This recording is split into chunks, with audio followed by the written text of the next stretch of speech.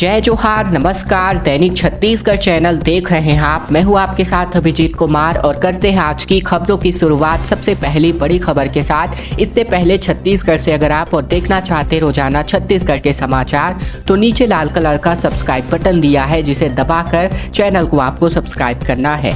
पहली बड़ी खबर, प्रदेश के हर विकास खंड में अब 2 रूरल इंडस्ट्रियल पार्क बनने जा रहा है। 2 अक्टूबर को मुख्यमंत्री के द्वारा इसका लोकार्पण होने वाला है। राज्य के ग्रामीण क्षेत्रों के चयनित गोठानों को आजीविका के केंद्र के रूप में विकसित करने के लिए Mahatma Gandhi rural industrial park बनाया जाएगा। राज्य के प्रत्येक विकासखंड में 2 रूरल इंडस्ट्रियल पार्क डेवलप होंगे। इसे स्थानीय, शासकीय एवं अन्य आवश्यकताओं को पूरा करने के लिए ग्रामीण उत्पादन एवं सेवा केंद्र के रूप में विकसित किया जाएगा। ग्रामीण क्षेत्रों में आजीविका एवं रोजगार को बढ़ावा देने के उद्देश्य से इन इंडस्ट्रियल पार्क में निजी उद्यमियों को उद्यम लगाने के लिए प्रोत्साहित भी किया जाएगा। 2 अक्टूबर को गांधी जयंती के अवसर पर Mahatma Gandhi rural industrial park के कार्यों का शिलान्यास एवं लोकार्पण किया जाएगा। इस संबंध में मुख्य सचिव ने सभी संभागायुक्तों, कलेक्टरों एवं जिला पंचायतों के मुख्य कार्यपालन अधिकारी की वीडियो कॉन्फ्रेंसिंग के जरिए बैठक लेकर व्यापक दिशा निर्देश जारी कर दिए हैं। दरअसल बिजनेस प्लान के आधार पर कार्य योजना बनाएंगे एवं पंचायत एवं ग्रामीण विकास विभाग के अपर मुख्य सचिव सुब्रत साहू ने वीडियो कॉन्फ्रेंसिंग को संबोधित किया है। इस साल भी छात्र संघ का चुनाव नहीं होगा। विश्वविद्यालयों और कॉलेजों में मनोनीत किए जाएंगे पदाधिकारी। दरअसल निजी एवं सरकारी विश्वविद्यालयों और महाविद्यालय के छात्र संघ की चुनाव की सुगबुगाहट के बीच विद्यार्थियों की उम्मीदों पर पानी फिर चुका है। जिस तरह उच्च शिक्षा विभाग द्वारा पिछला आदेश का हवाला दिया जा रहा है, उसके मुताबिक इस बार भी छात्र संघ का चुनाव नहीं होगा। उच्च शिक्षा विभाग के आयुक्त शारदा वर्मा के मुताबिक वर्ष 2017 में जारी आदेशानुसार इस साल भी छात्र संघ का गठन मनोनयन करके किया जाएगा, क्योंकि वर्तमान में कोई भी आदेश जारी नहीं हुआ है। पिछला आदेश को ही अब तक आदेश माना जा रहा है। बता दें कि छत्तीसगढ़ शासन उच्च शिक्षा विभाग मंत्रालय से 2017 में जारी जो आदेशानुसार है, जो लिंग देह समिति की अनुशंसा हुई है, इसके अनुरूप बात करें तो छात्र संघ चुनाव प्रक्रिया का अवलोकन करते हुए विश्वविद्यालयों के कुलपति ने नॉमिनेशन प्रक्रिया द्वारा छात्र संघ चुनाव का निर्णय लिया है।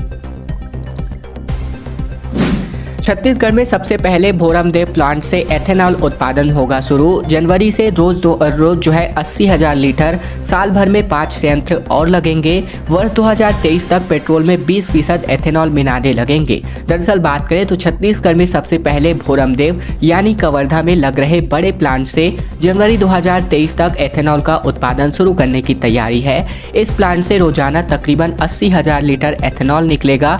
यही नहीं, साल भर में इसे मिलाकर छत्तीसगढ़ के सभी 4 एथेनॉल कारखानों से उत्पादन शुरू हो जाएगा। इसके बाद प्रदेश में पेट्रोल में एथेनॉल की मात्रा बढ़ाकर 20% करने का टारगेट है, जो अभी वर्तमान में 8.5% ही है। उद्योग विभाग के अनुसार बात करें तो प्रदेश में 27 फर्मों ने एथेनॉल प्लांट स्थापित करने के लिए MOU हस्ताक्षरित किया है।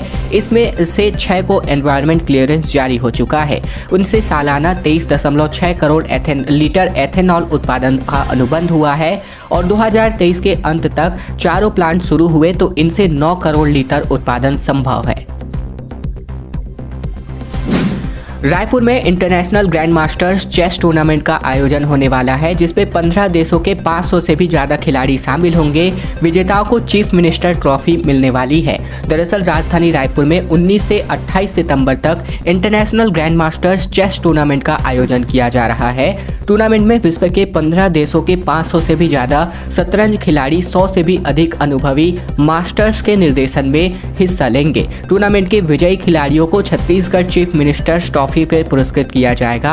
आयोजन के प्रेरणा स्रोत मुख्यमंत्री भूपेश बघेल ने इस टूर्नामेंट में शामिल होने वाले सभी खिलाड़ियों को बधाई एवं शुभकामनाएं दी है। छत्तीसगढ़ सरकार के खेल एवं युवा कल्याण विभाग, अखिल भारतीय शतरंज महासंघ और छत्तीसगढ़ ओलंपिक एसोसिएशन के संयुक्त तत्वाधान में आयोजित चेस टूर्नामेंट में रूस, यूक्रेन, जॉर्जिया, USA से लेकर के कजाकिस्तान, मंगोलिया से लेकर के पोलैंड, वियतनाम सहित 15 देशों से भी ज्यादा देश हिस्सा लेंगे और इस टूर्नामेंट से देश प्रदेश के रेटेड खिलाड़ियों को अपनी रेटिंग सुधारने, GM व INM नॉर्म एवं टाइटल प्राप्त करने का अवसर भी प्राप्त होगा। आंध्र प्रदेश में बन रहे जो यहाँ पर पोलावरम डैम है, इसका विरोध छत्तीसगढ़ में हो रहा है, क्योंकि लोगों ने कहा कि बांध से पानी की वजह से कई गांव जो है छत्तीसगढ़ के डूबेंगे। पहले सर्वे हो फिर काम आगे बढ़ाया जाए। छत्तीसगढ़ के पड़ोसी राज्य आंध्र प्रदेश में पोलावरम डैम का काम निर्माण चल रहा है। इस पोलावरम परियोजना का अब एक बार फिर से छत्तीसगढ़ में विरोध शुरू हो चुका है। पोलावरम पुनर्वास समिति के सदस्यों समेत सैकड़ों स्थानीय लोगों ने कोंटा में एक दिवसीय धरना प्रदर्शन किया। स्थानीय लोगों का कहना है कि इस डैम के पानी की वजह से छत्तीसगढ़ के कोंटा के कई गांव डूब जाएंगे। जो गांव डूब क्षेत्र में आ रहे हैं, पहले उनका सर्वे करा लिया जाए। दरअसल सैकड़ों ग्रामीणों ने सुकमा जिला कोंटा के मुख्यालय के बस स्टैंड में 3 सूत्री मांगों को लेकर एक दिवसीय धरना दिया। स्थानीय लोगों का कहना है कि वर्ष 2022 के जुलाई महीने में आई बाढ़ से जो भी लोग प्रभावित हुए हैं, उन्हें तत्काल मुआवजा दिया जाए। इसके अलावा पोलावरम बांध से छत्तीसगढ़ के कोंटा ब्लॉक के जो भी गांव डुबान क्षेत्र में आ रहे हैं, उसकी सूची बनाई जाए और इन गांवों का सर्वे किया जाए।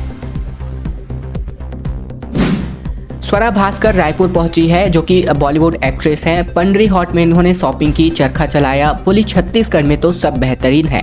दरअसल बॉलीवुड एक्ट्रेस स्वरा भास्कर जहां बीते दिन रायपुर पहुंची, उन्होंने आत्मानंद स्कूल पंडरी हाट विजिट किया। आत्मानंद स्कूल में स्वरा भास्कर ने छोटे बच्चों से मुलाकात की, स्कूल में इंफ्रास्ट्रक्चर और आर्ट वर्क को भी देखा। इसके बाद उन्होंने पंडरी हाट में हैंडीक्राफ्ट, माटी कला और रायपुर की स्व सहायता समूह की महिलाओं से मुलाकात की।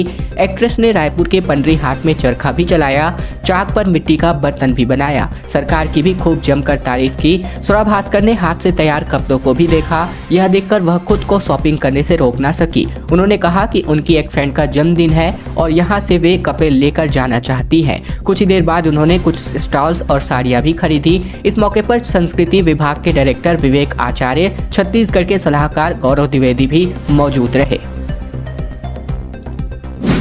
445 पदों के लिए 80,000 से भी अधिक आवेदन अब तक आ चुके हैं। अंबिकापुर मेडिकल कॉलेज में प्यून, क्लीनर, चौकीदार के लिए ग्रेजुएट, पोस्ट ग्रेजुएट ने भी अपना एप्लीकेशन शामिल किया है। 39 कैटेगरी, 445 पद और 80,000 आवेदन। ये हाल है छत्तीसगढ़ में बेरोजगारी का। अंबिकापुर मेडिकल कॉलेज ने तृतीय और चतुर्थ वर्ग के लिए बम्पर भर्तियां निकाली है। ये भर्तियां 8वीं से 12वीं पास लोगों के लिए है, लेकिन बेरोजगारी का आलम यह है कि इसके लिए ग्रेजुएट्स और पोस्ट ग्रेजुएट लोगों ने भी अपना आवेदन प्रस्तुत किया है। अंबिकापुर मेडिकल कॉलेज में भर्तियां जो कि संभाग भर के आवेदकों के लिए आवेदन लिया गया है। इसमें मेडिकल कॉलेज प्रबंधन को भी ये उम्मीद नहीं थी कि इतनी संख्या में लोग अप्लाई करेंगे। अब तक तकरीबन 80,000 आवेदन मेडिकल कॉलेज प्रबंधन के पास पहुंच चुके हैं, जिसके कारण प्रबंधन के लिए भी योग्य उम्मीदवारों का चयन एक चुनौती बन चुकी है। मेडिकल कॉलेज के डीन डॉक्टर समरेश मूर्ति ने कहा कि अब भर्ती के लिए लिखित परीक्षा आयोजित की जाएगी। उन्होंने बताया कि फिलहाल आवेदनों की छटनी कराई जा रही है, जिसके बाद इस पर निर्णय लिया जाएगा कि आखिरकार इतने आवेदकों में से कैसे योग्य और पात्र उम्मीदवारों का चयन किया जाए।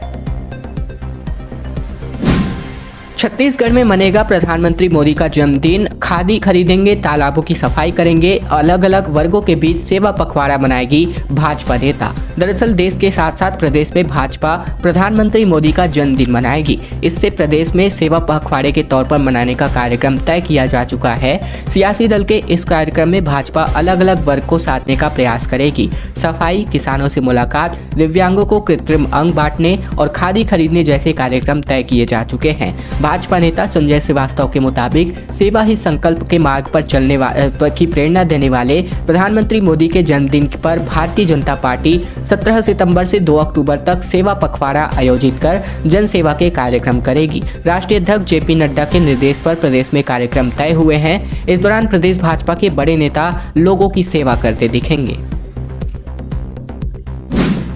और अब बात मुख्यमंत्री भूपेश बघेल केरल के कोल्लम पहुंचे हैं, जहां पर राहुल गांधी के साथ 12 किलोमीटर की यात्रा में मुख्यमंत्री बघेल शामिल हुए।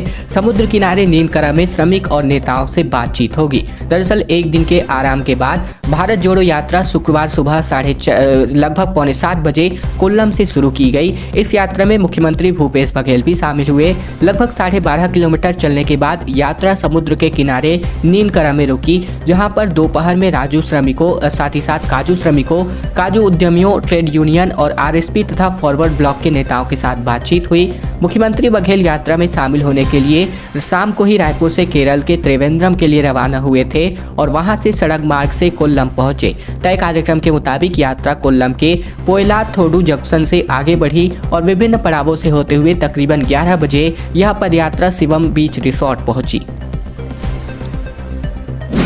देश के प्रधानमंत्री को छत्तीसगढ़ के सीएम की सलाह निकलकर सामने आ रही है। बीजेपी सेवा पखवाड़ा मना रही। बघेल बोले कि पेट्रोल और डीजल सस्ता कर दे, अपने आप ही जनता की सेवा हो जाएगी। दरअसल बीते दिन छत्तीसगढ़ के मुख्यमंत्री भूपेश बघेल रायपुर लौटे। उन्होंने एयरपोर्ट पर मीडिया से चर्चा में भाजपा को घेरा। भाजपा नरेंद्र मोदी के जन्मदिन पर 17 सितंबर से सेवा पखवाड़ा मनाने जा रही है और उन्होंने कहा कि सेवा करें, अच्छी बात है, मगर देश में पेट्रोल, डीजल, रसोई गैस और खाद्य तेल के दाम कम कर दे, लोगों की सेवा अपने आप हो जाएगी। उन्होंने जनजातियों के केंद्रीय सूची के मामले में कहा कि 15 साल मौका मिला भाजपा को, डॉक्टर रमन सिंह को, उन्होंने इसे राजनीतिक लाभ के तौर पर लिया। आदिवासी को वोट बैंक समझते रहे। हमने प्रयास किया, हमें सफलता मिली। हमसे भाजपा के लोग श्रेय कैसे ले सकते हैं? हमने प्रधानमंत्री को धन्यवाद दिया। टीएस सिंहदेव का कहना है कि किसी भी सूरत में बीजेपी में शामिल नहीं होऊंगा।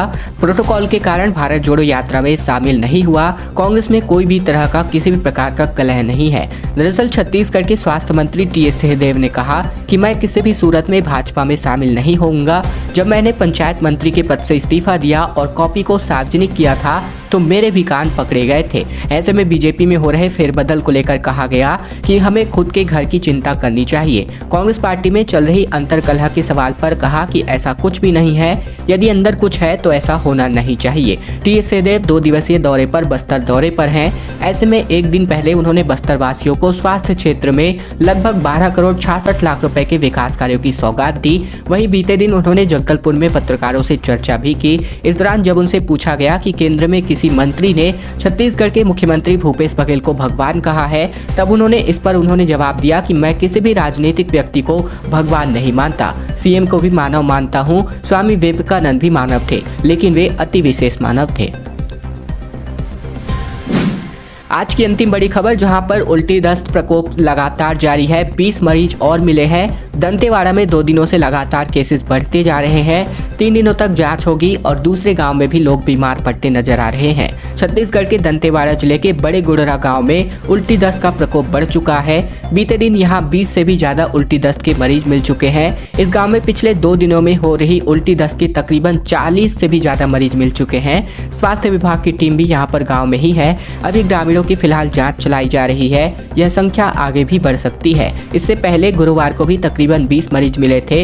इस बीमारी से अब तक 2 ग्रामीणों की मौत भी हो चुकी है। यहाँ के अधिकांश घरों में ग्रामीण बीमार है। दरअसल बात करें तो शुक्रवार को जिला अस्पताल से डॉक्टर संजय बघेल के जो यहाँ पर पहुंचे हैं, डॉक्टर देश दीपक अपनी टीम के साथ गाँव पहुंचे हुए हैं और इन डॉक्टर्स ने कई घरों में ग्रामीण पहुँच करके ग्रामीणों का इलाज भी किया है। अब तक 40 ग्रामीणों की जाँच पॉजिटिव आई है। खैर दोस्तों, आज की खबरों का सिलसिला बस यहीं तक का था। वीडियो पसंद आए तो वीडियो को लाइक कीजिएगा। चैनल पर नए हैं तो चैनल को सब्सक्राइब कर लीजिएगा, ताकि प्रतिदिन की महत्वपूर्ण खबरें, छत्तीसगढ़ के समाचार हम आप तक रोजाना पहुंचा सकें।